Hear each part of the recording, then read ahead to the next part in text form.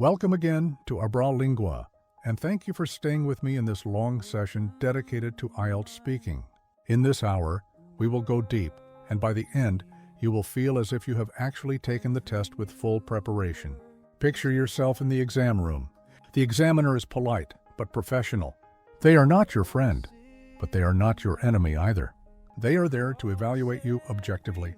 Your mission is to demonstrate fluency, coherence, vocabulary, pronunciation, and grammatical range. These are the 4 criteria. Many students forget that the examiner is not looking for perfection. They are looking for performance under exam conditions. That is what we are training now. As you sit here and listen, I want you to respond out loud, not silently. Your muscles, your mouth, your tongue need to practice producing English. Only then will you become comfortable. Let us begin with confidence building. Confidence is not about not being nervous. It is about continuing even while you feel nervous. Imagine the examiner asks, "What do you usually do in your free time?" A weak answer would be, "I watch TV." A strong answer would be, "In my free time, I usually watch TV, especially documentaries about history and science, because they help me learn while relaxing. Last week, I watched a documentary about space exploration that was really inspiring." That is a 30-second answer, rich in detail, easy to understand, and natural. This is what you must practice every day. Let me ask you now, what do you usually do at weekends? Pause and answer out loud. Did you give one sentence, or did you expand with reasons, details, and examples? The key word is expand. Expansion is everything in IELTS speaking. The examiner does not know you. They cannot see inside your head.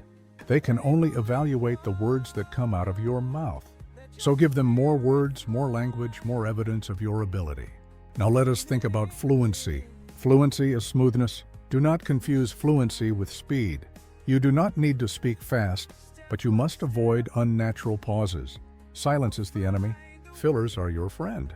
Repeat after me. Well, actually, that is a good question. Let me think. To be honest, I would say, these phrases buy you time, show natural speech, and prevent silence.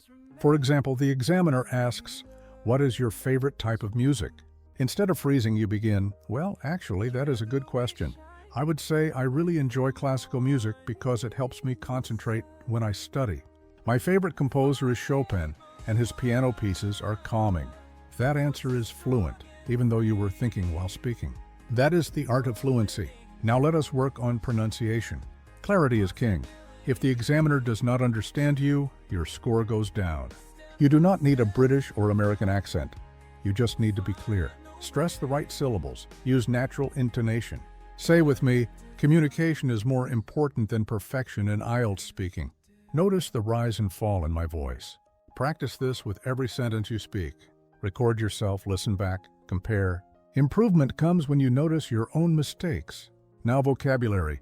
Do not memorize random words. Use natural collocations. Instead of saying very big, say huge or enormous. Instead of saying very important, say crucial or essential. But do not force words that you do not fully understand.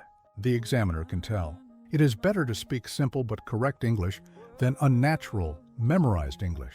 For example, if asked about your city, say, "My city is small but very lively, with lots of cafes and a beautiful park." Do not say, "My city is a significant urban area with monumental architectural structures," unless that is truly natural for you. Simplicity and clarity win the day. Now let us practice a Part 1 style question. Question: do you enjoy reading? Pause and answer. If you answered only yes, expand. Say, "Yes, I enjoy reading very much, especially novels, because they allow me to imagine different worlds. Recently, I read a novel about a detective solving mysteries, and it was so exciting that I could not put the book down." That is a proper IELTS speaking answer. Let us move to Part 2 practice. Here is a cue card. Describe a memorable journey. You have 1 minute to prepare. Think about when, where, with whom, and why it was memorable. Ready? Speak now for 2 minutes. If you cannot, repeat after me. One of my most memorable journeys was last summer when I traveled to Istanbul. It was my first time in Turkey, and I was amazed by the mix of history and modern life.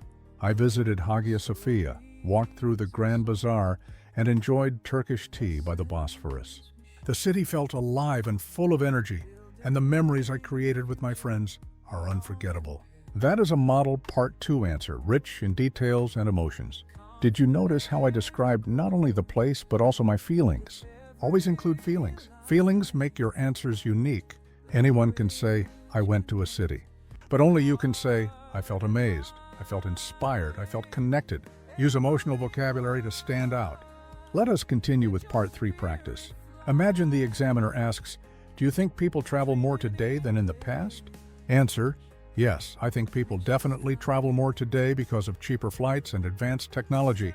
In the past, travel was limited to the rich, but nowadays, almost anyone can book a flight online and explore the world.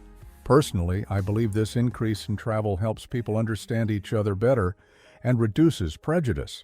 That is an analytical answer, perfect for Part 3.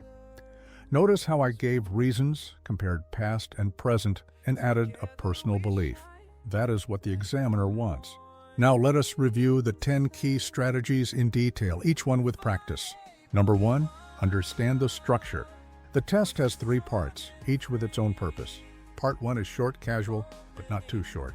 Part 2 is your chance to show fluency for 2 minutes without interruption. Part 3 is about analysis and deeper thought. Memorize this structure so you are never surprised. Number 2, manage your time. Do not stop too early. Do not overtalk endlessly. Aim for balance. Part 1 answers should be around 20 to 30 seconds. Part 2 should be close to 2 minutes. And Part 3 should be about 40 to 60 seconds. Practice with a timer. Number 3, focus on fluency, not perfection. Grammar mistakes will not kill your score if your fluency is good. Silence and hesitation will, so keep speaking. Number 4, practice with real sample questions. Collect cue cards and answer them daily. Record yourself. Number 5, use linking words to connect ideas. For example, first of all, in addition, on the other hand, for example, however, finally. These show structure in your speech. Number 6, expand your answers. Add reasons, examples, stories. Do not stop at yes or no. Number 7, improve pronunciation with stress and intonation. Number 8, show confidence with body language, eye contact, and positive attitude. Number 9, use personal examples to make your answers unique. Number 10, practice every single day. 5 minutes daily is better than 2 hours once a week. Consistency builds fluency. Reach the sky, step by step, we'll find the way. Learn the difference every day.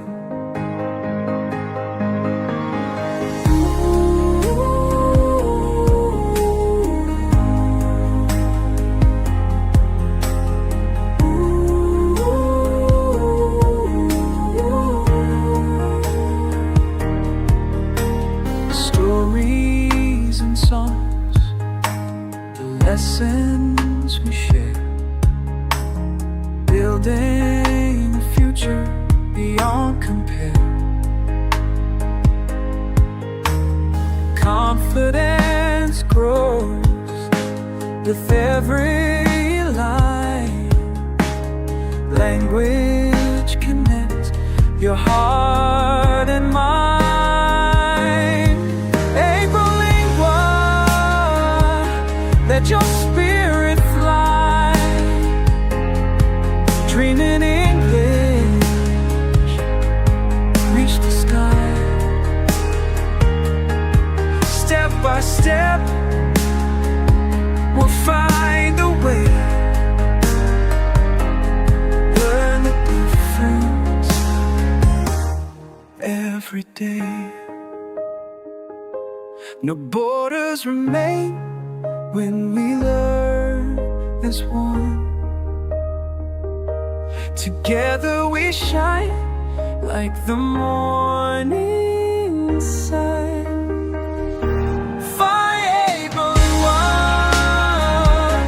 voices strong and free, opening doors to possibility. Step by step, we'll find a way. Learn the difference every day.